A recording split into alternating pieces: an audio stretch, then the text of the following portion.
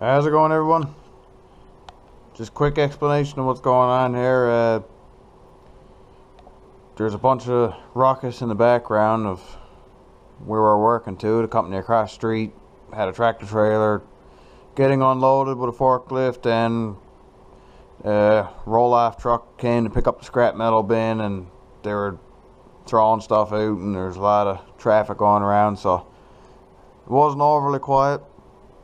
And to be honest, me and my buddy were a little anxious to get the loader started up and get it done, so I didn't really think too much of the video thing. So anyways, just to explain what's going on there, you'll see me standing next to the loader. I'm manually controlling the injection pump rack by hand, because the engine out of that loader, or the engine that's in the loader, originally came out of a generator, and I guess the genset computer or controller, whatever it had in there, it controlled the injection pump all electrically. There's no weights in the, I guess that's not really governor housing, but where the governor housing normally would be, there's no weights and there's no anything. All the injection pump was controlled by something electrical. It's just a giant solenoid type thing that controls the rack through variable voltage.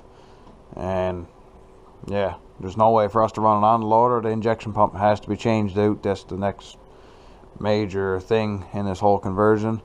So for now, I'm just standing there controlling the rack by hand, and my buddy who owns the loader, Daryl, he's jumping in, and you'll see him do a few checks with the hydraulics. And transmission does work.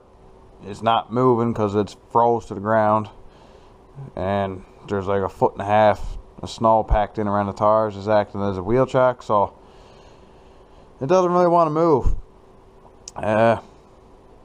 But it is trying to move. The transmission is working. You'll see it rocking back a little bit.